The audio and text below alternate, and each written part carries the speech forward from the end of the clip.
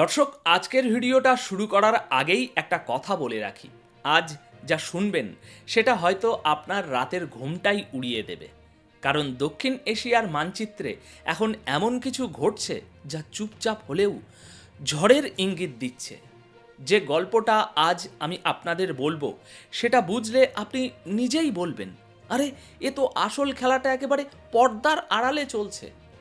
আজকের ভিডিওতে আপনি জানতে চলেছেন কেন বাংলাদেশ ভুটান বৈঠককে ভারতের জন্য টার্নিং পয়েন্ট বলা হচ্ছে, কেন বাংলাদেশ হঠাৎ সার্বভৌমত্বের কথা জোরে জোরে বলছে, কেন ভুটানের প্রধানমন্ত্রী ঢাকায় এলে ভারত খুশি হয়, আর সবচেয়ে বড় কথা, কিভাবে ভুটানের রাজা 2003 সালে যেভাবে ইতিহাস ঘুরিয়ে দিয়েছিলেন ঠিক সেরকম একটা বড় ঘটনা বাংলাদেশেও ঘটতে পারে। চলুন তাহলে আলোচনা শুরু করি। দেখুন, রাজনীতিতে আমরা অনেক সময় যা দেখি সত্যি আসলে তা নয়। ঘটনা বুঝতে গেলে একটু মাথা ঠান্ডা রাখতে হয়। দেখুন, হঠাৎ করেই ভারতে বড় ধরনের একটা বিস্ফোরণ ঘটে, দিল্লির সেই বিস্ফোরণ। আর সেই ঘটনার মধ্যেও প্রধানমন্ত্রী মোদি বেরিয়ে যান ভুটানের উদ্দেশ্যে। ভুটানে গিয়ে শুধু উপস্থিতি থাকেন না, বরং তার যে নির্ধারিত কর্মসূচি ছিল সবটাই পূর্ণভাবে সম্পূর্ণ করেন। পুরো অনুষ্ঠান শেষ করে তারপরই তিনি ফিরে আসেন দেশে। তবে সেখানে ভাষণ দেওয়ার সময় তিনি দিল্লিতে ঘটে যাওয়া ঘটনাটির কথা উল্লেখ করেছিলেন এবং সামনে কিভাবে পরিস্থিতি সামলানো হবে সে নিয়েও কথা বলেন। কিন্তু এখন যে ছবি সামনে এসেছে সেটাই সবচেয়ে গুরুত্বপূর্ণ। এখানে দেখা যাচ্ছে বাংলাদেশের চিফ অ্যাডভাইজার এবং ভুটানের প্রধানমন্ত্রী দুজনকে একসঙ্গে। এখন প্রশ্ন হলো, কি চলছে আর কেন বলা হচ্ছে এই সাক্ষাৎ ভারত এবং ভারতের আশপাশের পুরো অঞ্চলের জন্য একটা বিরাট টার্নিং পয়েন্ট হতে চলেছে। দেখুন, বাংলাদেশ ভুটান এই বৈঠককে কোনো মতেই নেতিবাচকভাবে দেখবেন না। কারণ অজিত ডোভাল, আমি আগেও বলেছি, উত্তর পূর্ব ভারত এমন একটি জায়গা যেখানকার প্রতিটি কোণের ইঞ্চি ডোভালের মতো মানুষ খুব ভালোভাবে জানেন, খুব ঘনিষ্ঠভাবে বোঝেন। ভুটানের প্রধানমন্ত্রী এখন এখানে এসেছেন, আর ভুটানের সঙ্গে তো ডোভালের একটা আলাদা গল্পই আছে। ভুটানের সাহায্য নিয়ে ভারত কিভাবে একটা বড় অপারেশন চালিয়েছিল, সেই সময় ভুটানের রাজা পর্যন্ত সামনে এসে দাঁড়িয়েছিলেন। আর দেখুন, আজ বাংলাদেশের মাটিতে আবারও এই উত্তপ্ত পরিস্থিতির মধ্যে ভুটানের রাজা। সুতরাং জিও পলিটিক্সে এখন কি কি চলছে সেটাই আমরা জানব। জানার অনেক কিছু আছে। দেখুন, ফেব্রুয়ারিতে বাংলাদেশে নির্বাচন হতে যাচ্ছে, আর এই নির্বাচনকে ঘিরে সবাই প্রাণপণ চেষ্টা করে যাচ্ছে। যদি বাংলাদেশের ন্যাশনাল সিকিউরিটি কাউন্সিলের দিকে তাকাই, তারা ভারত এসেছিল, অজিত ডোভালের সঙ্গে বৈঠক করেছেন, কলম্বো সিকিউরিটি কনক্লিভে তারা নিজেদের বক্তব্যও তুলে ধরেছেন, সেই বক্তব্য প্রকাশ্যেও এসেছে।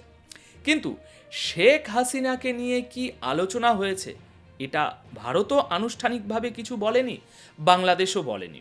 হ্যাঁ, হতে পারে শেখ হাসিনাকে নিয়ে সিদ্ধান্ত খুব সদ্য নেওয়া হয়েছিল, আর তার পরের দিনই তাদের এনএসএ ভারতে পৌঁছে গিয়েছিলেন, তাই হয়তো এই বিষয়টা নিয়ে বেশি কথা হয়নি। তবে আনুষ্ঠানিকভাবে এসব এখন কথা মাটির নিচে চাপা পড়ে আছে। কিন্তু এই বৈঠকের পর এখন বাইরে যা স্পষ্ট সেটা হলো, আমরা সার্বভৌমত্ব চাই, এটাই বাংলাদেশের পররাষ্ট্রমন্ত্রী বলেছেন। স্ক্রিনে থাকা এই আর্টিকেলেও সেটা দেখা যাচ্ছে। এর পাশাপাশি তাদের এনএসএ বলেছেন, আমরা বন্ধুত্ব চাই, নিরাপত্তা চাই। দর্শক, এই নরম সুর, এই বদলে যাওয়া টোন কিছু তো একটা ইঙ্গিত দিচ্ছে বটে।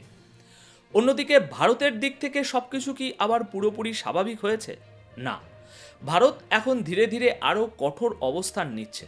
তার একটা স্পষ্ট প্রমাণ দেখুন, একটা শান্তি সম্মেলন অনুষ্ঠিত হচ্ছিল, আর এই শান্তি সম্মেলনে ভারত এবার বাংলাদেশকে আমন্ত্রণ জানায়নি, অথচ সেখানে ভুটান উপস্থিত ছিল, ভুটানের প্রতিনিধিরা অংশ নিয়েছিলেন। আবার সেই একই সময়ে আরও একটি খবর আছে, যে জাহাজটি দেখছেন আপনারা, ভারত সেটাকে আটক করেছে। জাহাজটিতে 28 জন সদস্য ছিল এবং এখনও কাউকে ছাড়া হয়নি। এই নিয়ে পরবর্তী প্রক্রিয়া চলছে, জাহাজে কি ছিল কি ছিল না সব কিছুর তদন্ত চলছে। এখন এই সমস্ত ঘটনার মধ্যেই আর একটা জিনিস নজরে এলো, যা অনেকের কাছেই হয়তো বিস্ময়কর লাগবে। ভুটানের প্রধানমন্ত্রী বাংলাদেশে পৌঁছেছেন, আর সবচেয়ে বড় বিষয় হলো বাংলাদেশে তার অভ্যর্থনা খুবই ভালোভাবে করা হয়েছে। স্বয়ং বাংলাদেশের চিফ অ্যাডভাইজার এয়ারপোর্টে এসে তাকে রিসিভ করেছেন। এরপর একের পর এক বৈঠক চলছে, দুই দেশের মধ্যে কথা হচ্ছে। এখানে কিছু এমইউ সই হতে পারে, আর এই এমইউগুলোতে জ্বালানি, বাণিজ্য এসব ক্ষেত্রে সম্পর্ক আরও বাড়ানোর সম্ভাবনা আছে। বাণিজ্য, বিনিয়োগ, সংযোগ এবং সহযোগিতা এসব কারণেই ভুটানের প্রধানমন্ত্রী বাংলাদেশে এসেছেন। সুতরাং এখন অনেকেই ভাবছেন, মনে হয় ইউনূস সাহেব সফল হয়ে গেলেন। বিকেল 3টে থেকে ইউনূসের সঙ্গে তাদের প্রাইভেট বৈঠক হবে। এর আগে তিনি আন্তর্জাতিক বিমানবন্দরে ভুটানের প্রধানমন্ত্রীর আনুষ্ঠানিক অভ্যর্থনা দেন। 19 বার গান স্যালুট দেওয়া হয়, গার্ড অফ অনারও দেওয়া হয়। আর এখন এই প্রাইভেট মিটিং, দুজনের মধ্যে এটা খুব গুরুত্বপূর্ণ। ইউনূস তার সম্মানে সন্ধ্যায় একটা অফিসিয়াল ডিনারেরও আয়োজন করবেন। এখন এই সব দেখে বাংলাদেশে কিছু মানুষ তো বেজায় খুশি, যে দেখো, আমরা বলেছিলাম না ভারতের 7 সিস্টার হলো ল্যান্ডলক এলাকা, এবার আমরা সেটা বাস্তবায়ন করে দেখাবো। এখন ভুটানও আমাদের সঙ্গে আছে। শিলিগুড়ি করিডোর নিয়ে নানা ধরনের কমেন্ট আমি দেখছিলাম, কিন্তু যারা পুরো গল্পটা জানে না তারা একটা জিনিস ভুল করছেন। ভুটানের প্রধানমন্ত্রী এভাবে এখানে আসা ভারতকে ভীষণভাবে উপকৃত করছে। একটা এগ্রিমেন্ট ছিল BBIN, Bangladesh, Bhutan, India, Nepal motor vessel agreement. এই এগ্রিমেন্টের অংশ হিসাবে আপাতত বাংলাদেশকে ভারত বাদ দিয়ে দিয়েছে, আর বাংলাদেশকে বাদ দিয়ে ভারত এখন বাকি দেশগুলোর সাথে নিজের সংযোগ ও সহযোগিতা এগিয়ে নিয়ে যাচ্ছে। দর্শক, এবার আসি ভুটানের কথায়। ভুটানকে নিয়ে আমি আপনাদের একটা গল্প বলি, আর এই গল্পটা শোনার পরেই আপনাদের কাছে একদম দিনের আলোর মতো পরিষ্কার হয়ে যাবে যে ভুটানের রাজা আজ বাংলাদেশে কোন উদ্দেশ্য নিয়ে এসেছে, আর কেন আমি ডোভালের নাম বারবার বলছিলাম। দেখুন, আগামী দিনে বাংলাদেশে হঠাৎ বিশাল কোনো একটা চমক ঘটে গেলে সেটা দেখে খুব একটা বড় বা খুব একটা অস্বাভাবিক হওয়ার কিছু মনে করবেন না। কেন বলছি এই কথা, গল্পটা তাহলে শুনুন। দেখুন, ভারত ভুটানের ইতিহাসে 2003 সালের ডিসেম্বর অপারেশন অল ক্লিয়ার, এটা ছিল এক বিশাল ঘটনা। ভুটান একটা ছোট্ট দেশ, আর সেই ছোট্ট দেশের ভেতরে 30টিরও বেশি সন্ত্রাসী ক্যাম্প গড়ে উঠেছিল। এগুলো সেই ক্যাম্প যেগুলো ভারতের উত্তর পূর্বাঞ্চলের জন্য সবচেয়ে বড় সমস্যা ছিল। 3টি বড় উগ্রবাদী সংগঠন, উলফা, এনডিএফবি আর কেএলও, এরা ভুটানের দক্ষিণ সীমান্তের জঙ্গলে স্থায়ী ক্যাম্প বানিয়ে রেখেছিল। সেখান থেকে তারা আসাম, অরুণাচল আর বাংলায় হামলা চালাতো, তারপর ভুটানে পালিয়ে যেত। ভারতীয় সেনা ভুটানে ঢুকে কোনো অভিযান চালাতে পারতো না, কারণ ভুটান একটা স্বাধীন রাষ্ট্র। ভারত বারবার ভুটানকে অনুরোধ করত, কিন্তু ভুটানের সেনাবাহিনীর সদস্য ছিল ওই মাত্র 6 থেকে 7,000। আর ভুটানের রাজার ভয় ছিল যদি তারা আক্রমণ চালায় তাহলে ওই সন্ত্রাসীরা ভুটানের ভিতরেই গৃহযুদ্ধের মতো ব্যাপার শুরু করে দিতে পারে। তারপর একদিন ঘটে যায় এক প্রকার চমকপ্রদ ঘটনা। ভুটানের 4র্থ রাজা জিগমে সিংহে ওয়াংচুং, যাকে এখন আপনারা ছবিতে দেখছেন, তখন তার বয়স ছিল মাত্র 48 বছর। তিনি একটা ঐতিহাসিক সিদ্ধান্ত নেন। যদিও এই সিদ্ধান্তের পিছনে পর্দার আড়ালে বড় ধরনের ভূমিকা ছিল অজিত ডোভালের। রাজা ঘোষণা করেন, এই সন্ত্রাসী ক্যাম্পগুলো আমাদের দেশের সার্বভৌমত্বের উপর একটি কালো দাগ, এবং আমরা নিজেরাই এগুলো সরিয়ে ফেলব। কথায় আছে, তখন অজিত ডোভাল, যিনি তখন আইবির ডিরেক্টর ছিলেন, এখানে খুব গুরুত্বপূর্ণ একটা ভূমিকা পালন করেন।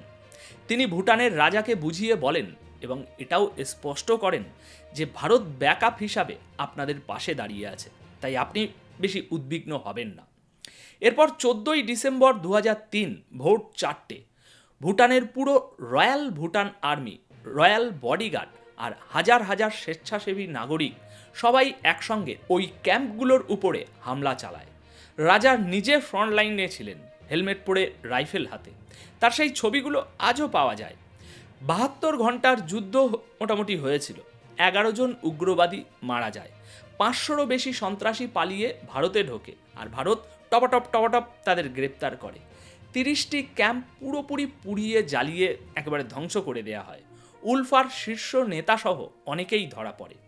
দক্ষিণ এশিয়ায় এটা ছিল প্রথম ঘটনা যখন কোনো দেশ নিজের ভূখণ্ড থেকে অন্য দেশের সন্ত্রাসীদের পুরোপুরি তাড়িয়ে দেয়।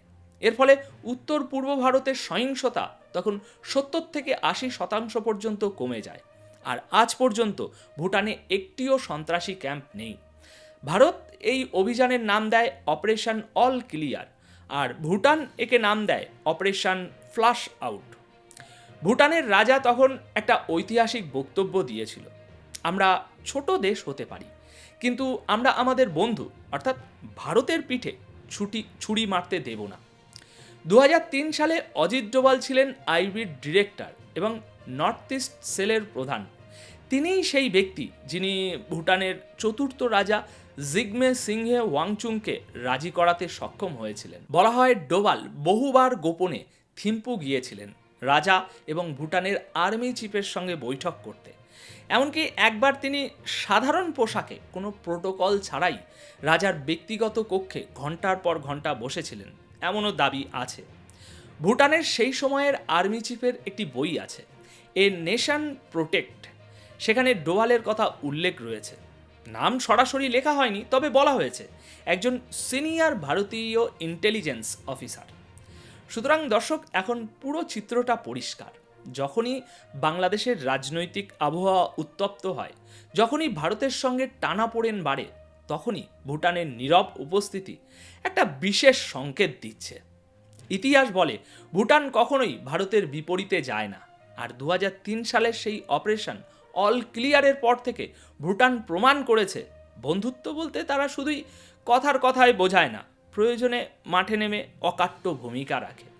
আজ বাংলাদেশের মাটিতে ভুটানের প্রধানমন্ত্রী বা রাজা থাকা এটা মোটেই কোনো সাধারণ কূটনৈতিক সফর নয়, বিশেষ করে যখন ভারতের সঙ্গে বাংলাদেশের সম্পর্ক একটা অস্বস্তিকর জায়গায় রয়েছে। অনেকেই ভাবছেন বাংলাদেশ ভুটানকে টেনে এনে ভারতকে চাপ দিচ্ছে, কিন্তু বাস্তব ছবি একেবারেই উল্টো। ভুটান ঢাকায় আছে মানে ভারতের নজর আরও গাঢ় হলো, ভারতের বার্তা আরও পরিষ্কার হলো।